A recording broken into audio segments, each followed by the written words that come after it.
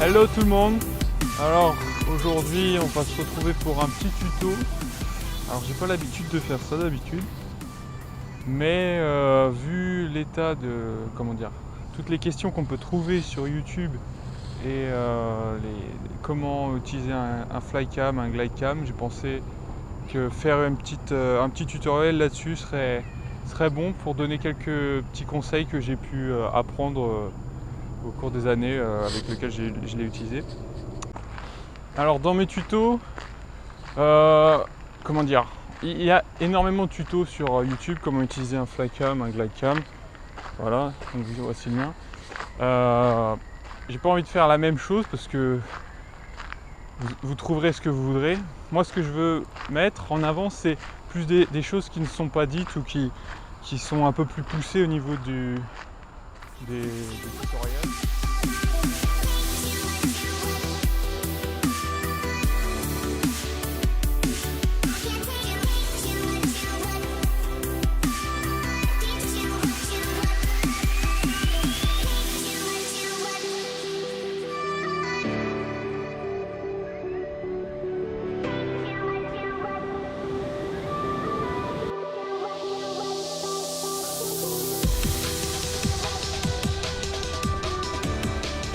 Bon,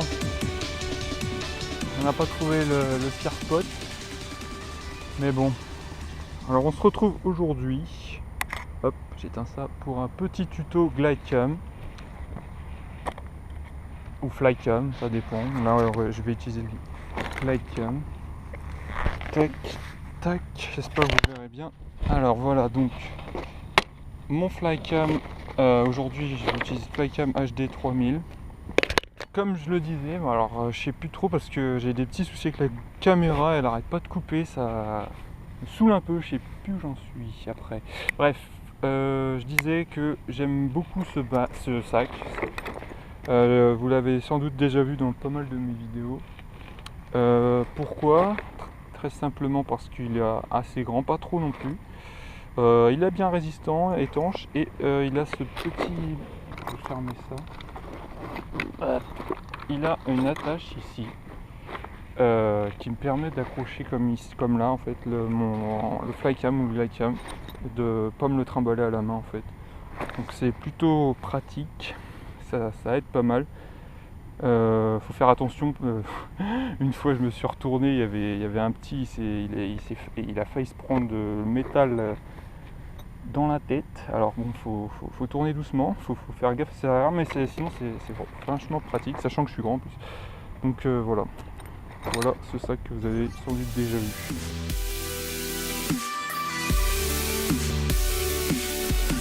Bon les gens, je suis un peu perdu dans la forêt. Bon, en attendant de retrouver le lac, je vais vous parler de quelques petites astuces que j'ai pu trouver, des petits trucs. Bon, j'ai des petits soucis avec la GoPro aussi, ça m'énerve. Mais bon, passons. Bon, bref, donc comme je l'ai déjà dit, aujourd'hui je suis avec le Flycam HD 3000, mais les réglages, si vous avez un Glidecam ou quelque chose comme ça, seront les mêmes. Parce que Flycam a vraiment copié Glidecam sur celui-là. Donc vous retrouvez les mêmes réglages. Donc deux ou trois petits trucs que j'ai pu que vous pouvez améliorer pour vos plans stabilisés en tout cas. Donc la première chose à faire, c'est d'éloigner au plus possible en fait les poids qui sont ici et ici, puisque ça, lorsque vous filmerez, c'est-à-dire comme ceci, il y aura moins d'effet d'à-coup sur droite-gauche comme ça, tac tac, puisque plus vous éloignez les poids, plus ça annule cet effet. Donc voilà. Alors moi, comment je tiens mon flycam, mon glidecam, généralement comme ça. Généralement ouais, c'est parce que comme ça tire plus sur le poignet vers l'avant, on va dire, plus et voilà, je tremble un peu déjà que c'est assez lourd, donc ouais, je suis plus comme ça. Après votre main, votre autre main doit être située juste en dessous, à peu près quelques centimètres en dessous. Cette main-là ne sert strictement qu'à diriger la caméra. Donc, hop, allumer ça. Diriger. c'est vraiment la main droite qui porte tout. La main gauche ne doit pas porter, même si c'est lourd. Je sais que des fois les gens, quand on leur donne ça, on leur demande d'essayer de filmer. Hop. Donc qu'est-ce que je disais? Ah, il y a le... C'est pas terrible ici, il va y avoir du bruit. Bon, ce que vous entendez au loin, c'est les chutes, le barrage. Donc, comme je disais, vaut mieux, faut tout porter avec votre main droite, même si c'est lourd. Votre main gauche ne sert strictement qu'à diriger votre caméra. Vous pouvez carrément filmer sans main gauche, si ça se barre pas trop en cacahuète. Des fois, ça m'arrive quand la deuxième main peut servir pour l'équilibre, certaines fois. Alors, faut s'entraîner à marcher tout en essayant d'avoir la caméra qui continue de filmer droit. C'est un peu de l'entraînement. J'espère que le son sera bon sur la GoPro. J'ai un peu peur pour ça.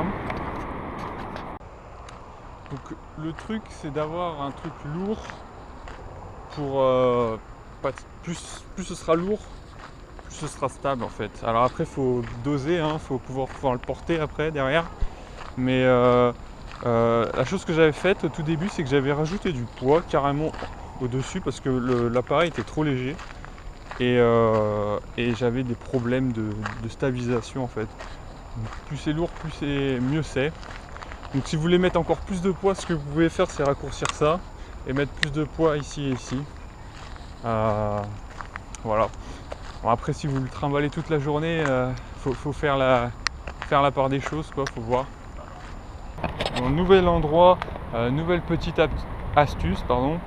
Le truc, c'est pour avoir quelque chose de vraiment smooth, de vraiment linéaire quand vous filmez, c'est de plier les genoux. Alors je sais que vous devez peut-être déjà le savoir, vous avez déjà entendu parler, mais vraiment essayer d'amortir chaque pas pour qu'il n'y ait pas d'à-coup en fait sur le glide cam ou le fly cam. Donc essayez de regarder votre stabilisateur et de le garder bien droit. Ça peut arriver quand on commence à courir par exemple, on peut ressentir des petits à-coups comme ça. Donc en marchant, quand vous marchez, essayez de garder vraiment la chose la plus linéaire possible sur une ligne horizontale comme ça, sans à-coups. Et donc pour amortir tout ça, pliez vos jambes. Alors un des trucs qu'il faut faire très attention, c'est le balancement, c'est-à-dire c'est le roulis. En aéronautique, ça porte ce nom-là, je crois. C'est-à-dire comme ça. Une fois que vous maîtrisez votre glide cam, fly cam, c'est un des trucs qui peut très souvent arriver lorsque vous marchez. C'est que le truc commence à partir sur les côtés, donc ça peut venir du balancement directement du stabilisateur, mais ça peut aussi venir de vos mouvements et tout. Donc faut essayer de...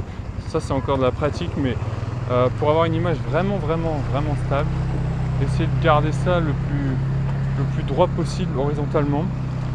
Donc ça sert à rien de mettre trop de poids en bas. Essayez d'avoir le temps normal de 2 secondes. Mais après c'est en marchant et avec votre seconde main, donc main gauche pour moi, de garder ça vraiment à l'horizontale. Alors c'est de la pratique, mais c'est ce qui fera vraiment votre shot vraiment stable. Alors j'ai un exemple de ça, par exemple dans ma vidéo Lean Valley, j'ai donné mon stabilisateur à la personne que j'ai filmé. Il s'appelle Marco d'ailleurs, et donc il n'avait jamais utilisé ça. Et donc comme on peut le voir, dans la vidéo, le balancement se fait un peu sentir, et donc c'est quelque chose qu'il faut travailler, quoi. Donc, quand on débute, il faut essayer d'améliorer ce petit désagrément. Alors un truc qui peut se poser aussi, c'est comment courir avec un stabilisateur. Alors moi, de ce que j'ai pu voir, c'est un putain d'avion. Je sais pas si vous entendrez bien. Ici, il y en a un toutes les 5 minutes qui décolle. Alors, on va attendre. De ce que j'ai pu voir, lorsque vous courez, c'est beaucoup mieux de tenir le stabilisateur à deux mains, c'est-à-dire comme ceci, et de courir, parce que ce qui peut arriver, c'est qu'on a tendance à lâcher sa main gauche mais après le stabilisateur part dans des... à droite ou à gauche, ne suit plus le sujet. Et donc on rattrape ça en donnant un petit coup et ça se voit au niveau de la vidéo. Donc ce que je vous conseille, c'est de garder les deux mains dessus et de courir comme ceci. Je vous mets un exemple. Donc dans celui-là, j'ai fait ce que je viens de vous dire. Et c'est plutôt stable, on va dire. C'était dans ma vidéo Lighthouse Park. Alors un des trucs qui est pas mal pour améliorer votre flycam, plus pour le flycam parce que le glidecam a des très bons roulements à billes qui se trouvent ici. Donc il y en a un gros ici. Ce que vous pouvez faire, ce que j'ai pu faire par le passé sur les précédents flycam où le roulement n'était pas terrible, c'est de me rajouter du WD-40. Je pense que vous connaissez, une sorte de dégrippant.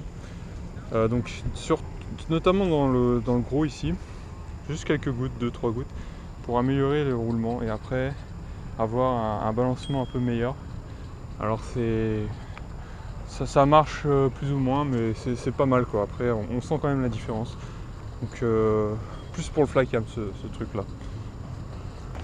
Alors attention quand vous marchez, ça arrive très souvent de taper les poids ici et de donner un à-coup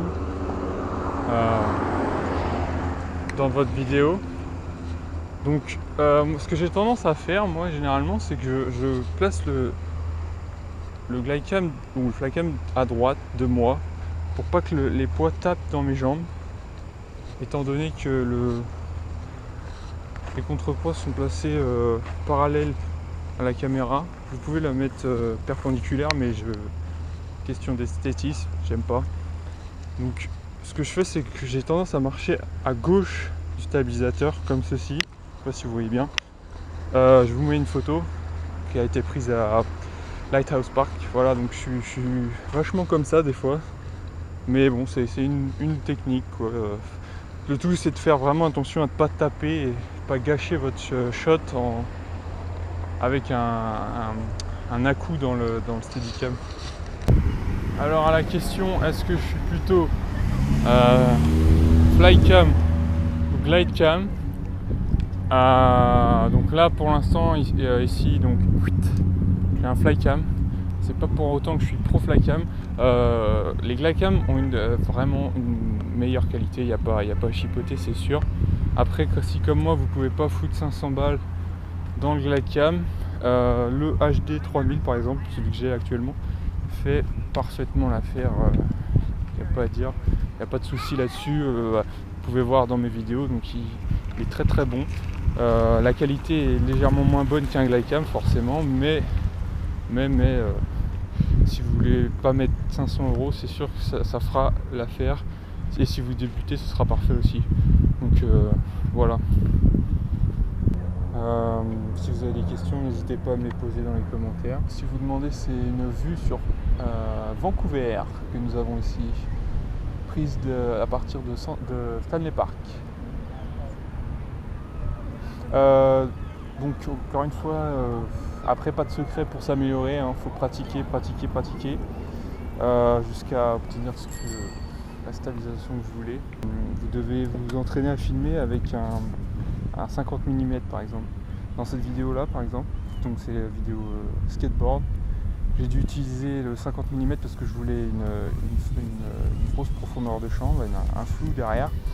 Et donc quand vous filmez au flycam avec en plus donc un gros zoom, donc pas de grand angle, et vous essayez d'être vraiment stable, là c'est vraiment compliqué. Donc vous pouvez essayer comme ça, c'est une des techniques, s'entraîner avec un zoom, un zoomer un peu plus, et essayer de garder le sujet sur votre écran. Et lorsque vous arriverez à vraiment avoir quelque chose d'assez stable avec un zoom, vous serez vraiment stable lorsque vous filmerez avec un grand angle. Alors merci d'avoir regardé la vidéo, n'hésitez pas à liker. Sur toutes les vidéos flycam, glidecam, on retrouve toujours la même question, comment faites un tutoriel. J'ai pensé que c'était une bonne idée de faire ça, donc n'hésitez pas à commenter. Regardez mon travail sur ma chaîne aussi, pas mal de bonnes vidéos, vous avez pu apercevoir certains comment dire, petites prises de vue de certaines de mes vidéos, alors n'hésitez pas à aller voir ma chaîne pour plus de vidéos et à vous abonner si ça vous plaît. Sans doute plein de vidéos à venir, encore une fois, pas mal de nouveaux trucs qui vont en débarquer, donc n'hésitez pas, il y aura du contenu. Et voilà, je vous laisse. Allez, à plus.